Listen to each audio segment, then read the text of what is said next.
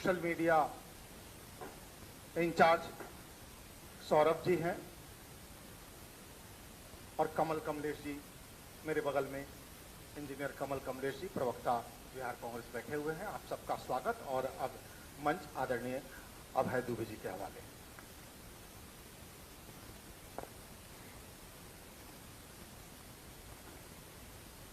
धन्यवाद आसिफ भाई।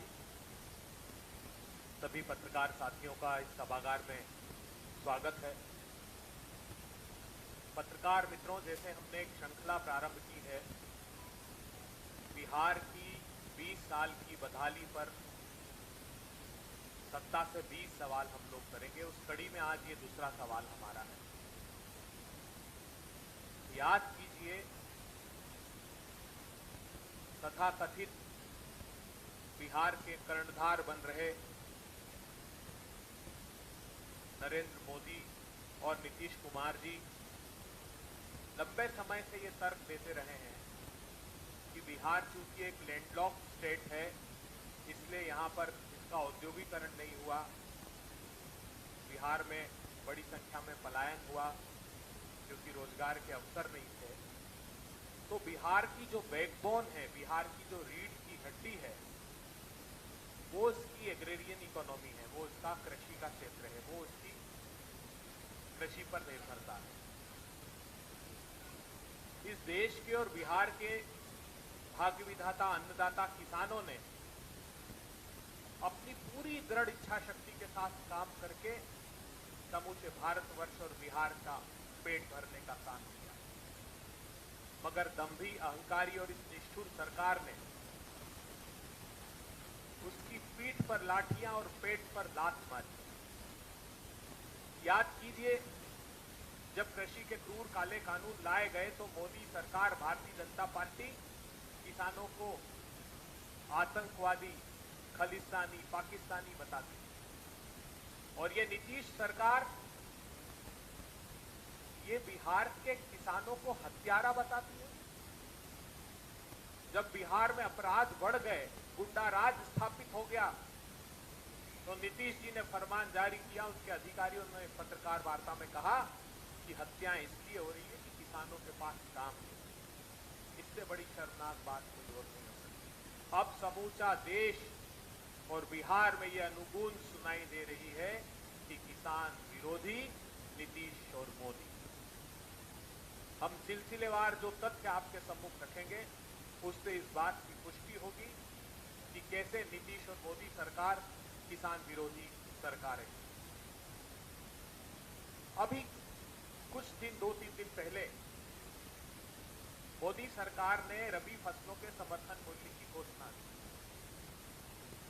एक मोदी सरकार है जो किसानों को रोनने के लिए कृषि के क्रूर काले कानून लाती है, और एक नीतीश सरकार है जिसने बरसों से एपीएमसी एक्ट को ही खत्म कर रखा है। मंडियां है ही नहीं, किसान बाजार के भरोसे हैं, उनके फसलों के दाम तोड़ दिए जाते हैं और धन्ना सेठ मुनाफाखोरी करके माल कमाते हैं।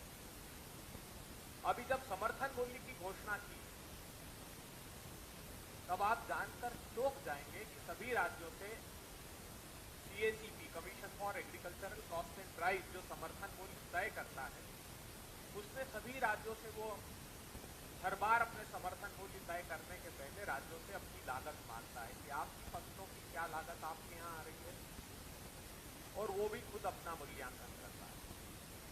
क्योंकि सीएसीपी ये कह चुका है कि राज्यों की लागत और केंद्र सरकार जो लागत निकालती है उसमें अंतर होता है, तो राज्य भी अपनी लागत दें तो उसको एक मदद मिलती है ताकि समर्थन मूल्य किसानों को थोड़ा बढ़ चढ़कर मिल सके। शर्मनाक बात यह है कि इस बार नीतीश सरकार ने एक भी फसल के लिए न तो लागत का मूल्यांकन किया, ना ही सुझाव दिया कि कितना समर्थन मूल्य चाहिए। इतने डर गई नीतीश सरकार, मोदी जी से इतनी डरी हुई है कि किसानों के खिलाफ खड़ी हो गई और मोदी सरकार के समर्थन में किसान विरोधी फैसले। मगर सीएसीपी ने बिहार का लागत मूल्य का मूल्यांकन किया। तो जो जुगलानाथन समिति की रिपोर्ट थी, मैं जुगलानाथन इसलिए कह रहा हूं कि स्वामीनाथन को तो सर्वोच्च अदालत में शपथ पत्र देकर मोदी सरकार ने नकार दिया। गेहूं का समर्थन मूल्य घोषित किया 2585 रुपए, और सीएसीपी ने जब नीतीश सरकार ने नकार दिया कि हम नहीं देंगे तो उन्होंने लागत का मूल्यांकन किया और ये बताया कि बिहार में गेहूं का समर्थन मूल्य उस लागत के मूल्यांकन के आधार पर 2841 रुपए, मतलब जो घोषित समर्थन मूल्य अभी किया है रबी फसलों का 26-27 से अधिक। चना का 5875 रुपए किया, उन्होंने बिहार के लिए मूल्यांकन किया कि ये 6291 रुपए होना चाहिए, मतलब बहुत अधिक, क्योंकि बिहार में लागत बहुत अधिक है। मसूर का 7000 रुपए किया और सरसों का 6200 रुपए, तो सरसों में 7035 रुपए लागत आ रही है, ये बिहार के लिए लागत है। अब बड़ी बात यह है कि बिहार सरकार ने तो नहीं दिया, लेकिन साहस दिखाया मोदी जी के खिलाफ खड़े होने में गुजरात, महाराष्ट्र जैसी भारतीय जनता पार्टी की सरकार मोदी सरकार के खिलाफ खड़ी, और उन्होंने बताया कि जो गेहूं का समर्थन मूल्य जो जुमलानाथन समिति है, मोदी जी की जुमलानाथन समिति ने 2585 रुपए घोषित किया है, वो गुजरात में लागत इतनी है कि 4200 रुपए कम से कम कीजिए। मोदी जी ने मानी नहीं, न गुजरात की मानी, न महाराष्ट्र की 4525 रुपए मानी, लेकिन ये डरपोक बिहार का नेतृत्व इसने तो सुझाव ही नहीं दिया। उसके बाद चने का था, तो चने में इसी तरह महाराष्ट्र ने 7372 रुपए मांगा, गुजरात ने 7400 रुपए मांगा, और समर्थन मूल्य घोषित किया है सिर्फ 5875 रुपए मोदी सरकार ने। इसी प्रकार सरसों का गुजरात ने 7600 रुपए मांगा, असम ने 6545 रुपए मांगा, क्योंकि उनके यहां लागत अधिक है, मगर बिहार सरकार ये साहस नहीं जुटा पाई कि वो मोदी जी से कह सके आंख में आंख मिलाकर कि हमारे किसानों को नुकसान हो रहा है, आप बड़ा कर दीजिए। अब एक ढिंडोरा पीटा जाता है समर्थन मूल्य पे कि समर्थन मूल्य घोषित कर रहे हैं 22 फसलों के, और दर्शाया जाता है चार्ट बनाकर कि 200% किसानों को फायदा हो रहा है। उसका सच ये है कि बमुश्किल कुल उत्पादन का 6% समर्थन मूल्य पर खरीदी की जाती है सरकारों द्वारा। खरीदी भी इसलिए की जाती है कि हम ऋणी हैं आदरणीय राहुल गांधी जी, सोनिया गांधी जी के, जिन्होंने एक प्रावधान कर दिया, जो सार्वजनिक वितरण प्रणाली थी उसमें 86 करोड़ लोगों के भोजन का अधिकार कानून ला दिया, इसलिए किसानों से थोड़ी अधिक मात्रा में खरीदी की जाती है।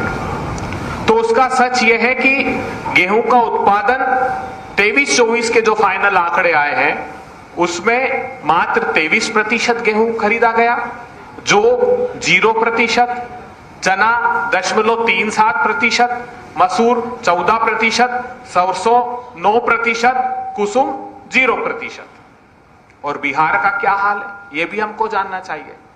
बिहार ने जो पिछले 3 साल के आंकड़े हैं उसमें गेहूं खरीदा मात्र 0.0 लाख टन, 23-24 में खरीदा 0.01 लाख टन, और 24-25 में खरीदा 0.10 लाख टन, और धान 28, 20 और 26 लाख टन। उत्पादित कितना होता है? तो उत्पादित होता है गेहूं 75 लाख टन और चावल होता है धान अर्थात 95 लाख टन, मक्का होता है 58 लाख टन। अब हो क्या रहा है, यह आरोप खुद सीएसीपी ने भी लगाया, जो इस समर्थन मूल्य की को तय करता है। उसने कहा है कि ये जो अनाजों की खरीदी हो रही है, किसानों के दाम 2 तरह से तोड़े जा रहे हैं। एक जो केंद्र सरकार खरीदती है उसको जब फसलें आने वाली होती तो सस्ते दामों पर बाजार में उतार देती, ताकि किसानों की फसलों के दाम टूट जाए और मुट्ठी भर धन्ना सेठ जो इस धंधे में लगे उनको मुनाफा हो जाए। दूसरी मोडस ऑपरेंडी, दूसरा तरीका क्या है? दूसरा तरीका यह है कि सस्ती दरों पर इंपोर्ट कर लीजिए। आप ये आंकड़े जानकर चौंक जाएंगे कि दाल जिसका पर्याप्त मात्रा में भारत में उत्पादन होता है, 25.2 मिलियन टन का उत्पादन हुआ। आप जानकर हैरान रह जाएंगे कि वो दाल जो, एक मिनट इसको ठीक कर लेते फिर बोलेंगे, अब यहां कोई तकनीकी रूप से ठीक करने वाला है। तो जो 25 मिलियन टन दाल का उत्पादन हुआ, वो 7 मिलियन टन इंपोर्ट कर ली। 47,000 करोड़ रुपए की सस्ती दाल का इंपोर्ट कर लिया। दाल के दाम टूट गए। प्रधानमंत्री ने लाल किले की प्राचीर से भाषण दिया था, मुझे याद है, जब नए नए प्रधानमंत्री बने थे, तो कहा, किसान भाइयों, ऑयल सीड्स का उत्पादन इतना कर लेना कि हम आत्मनिर्भर हो जाएं। एक आत्मनिर्भर मिशन चलाया। आप जानकर हतप्रद रह जाएंगे कि बहुत अच्छा ऑयल सीड्स का उत्पादन किसानों ने किया, मगर 1,47,000 करोड़ रुपए का तेल इंपोर्ट हो रहा है। और कौन बड़े व्यापारी हैं जो इस तेल और दाल के खेल में लगे हैं? पल्स एसोसिएशन ऑफ इंडिया से किसने समझौता किया? तेल के खेल में कौन कूदे? 2 ही लोग हैं इस देश में जो किसानों की पीठ पर वार कर रहे हैं। अब आप प्रधानमंत्री फसल बीमा योजना, एक ढिंडोरा पीटा गया कि प्रधानमंत्री फसल बीमा योजना विश्व की सबसे अच्छी फसल बीमा योजना है। खरीफ 2016 में इसकी घोषणा की थी प्रधानमंत्री ने। आप जानकर आश्चर्यचकित रह जाएंगे कि वो जो प्रधानमंत्री फसल बीमा योजना है, निजी कंपनियों ने 64,000 करोड़ रुपए का मुनाफा कमाया है। तो ये प्राइवेट बीमा कंपनी मुनाफा योजना बनकर रह गई है। ढिंडोरा पीटा जाता है बड़ा बड़ा, आपने देखा होगा चैनलों पर। भारतीय जनता पार्टी के प्रवक्ता कहते हैं कि कृषि का बजट इतना बढ़ा दिया। Parliamentary standing committee on agriculture ने कहा है कि बीते 5 सालों में 1 लाख करोड़ रुपया सरेंडर कर दिया, खर्च ही नहीं किया। एक और ढिंडोरा पीटा गया कि हम एक ऐसी स्कीम ला रहे हैं, पीएम कुसुम योजना, जिससे जो डीजल के कृषि पंप हैं, जो बिजली की परेशानी किसानों को होती है, तो हम इनपुट कॉस्ट कम कर देंगे और किसानों की परेशानियां दूर हो जाएंगी। तो जो पीएम कुसुम योजना है, किसानों के साथ क्या कुठाराघात किया है, बिहार के खासकर। इस पीएम कुसुम योजना में जो 2019 में प्रारंभ की गई थी, आज 25 है, इसके 3 कंपोनेंट थे। उन्होंने कहा 10,000 मेगावाट हम सोलर एनर्जी प्रोड्यूस करेंगे, हम 14 lakh of grid solar pump रखेंगे और 35 लाख मौजूदा जो ग्रिड कनेक्टिविटी के कृषि पंप है उसको हम सोलर वाले कन्वर्ट कर देंगे। 34,000 करोड़ रुपए का ये इसमें बजट का प्रोविजन रखा।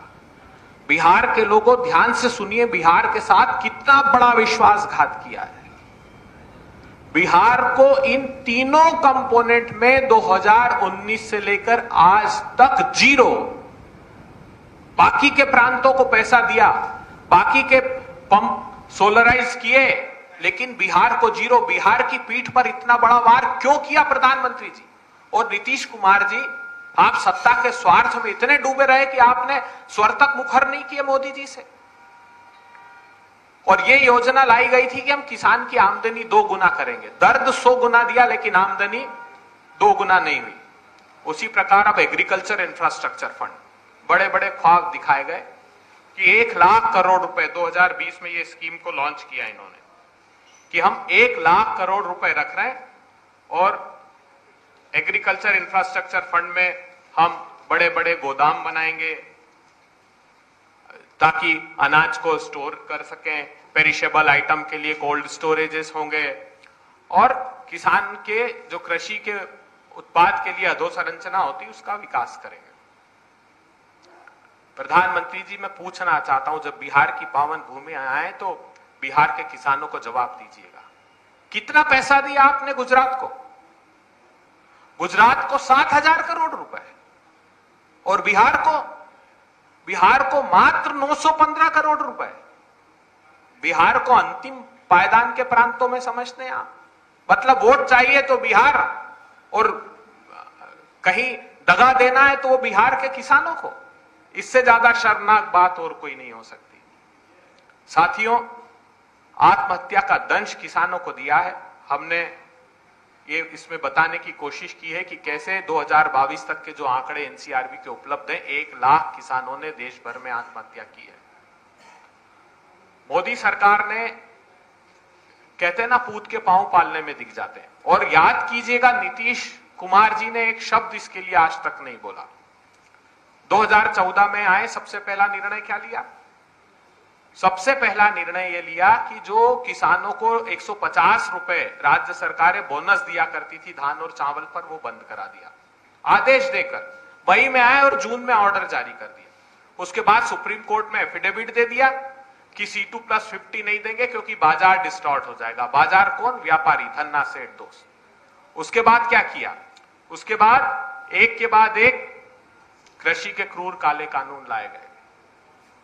उसके पहले 3 अध्यादेश लेकर आए जमीन को छीनने के किसानों की, आपने देखा होगा, जिसका खामियाजा आज बिहार के वो किसान भुगत रहे हैं जो अडानी जी को के लिए जमीन जो इन लोगों ने कब्जा ली उनसे।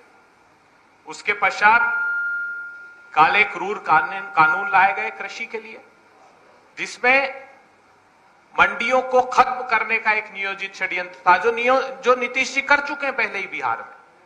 इसलिए बिहार में किसानों को फसलों के दाम नहीं मिलते हैं। मक्का के किसान दर दर की ठोकरें बिहार में खा रहे हैं, केले के, लीची के, हॉर्टिकल्चर क्रॉप का भी यही है, क्योंकि मंडियां ही नहीं है, खरीदेगा कौन? तो वो दर बदर की ठोकरें खाते हैं। और पिछले साल तो 7000 टाइम्स अधिक मक्का का इंपोर्ट किया ताकि दाम टूट जाए। तो बिहार के किसानों को दाम नहीं मिलते और दमन दोनों सरकारें करती है। दूसरा, हमारे ये प्रमुख तथ्यात्मक सवाल केंद्र और बिहार की सरकार के थे। इन तथ्यों से यह सिद्ध होता है कि बुनियादी रूप से बिहार के किसानों के खिलाफ नीतीश कुमार और नरेंद्र मोदी जी खड़े हैं। आपको अगर इन संदर्भों में कोई प्रश्न पूछने हो।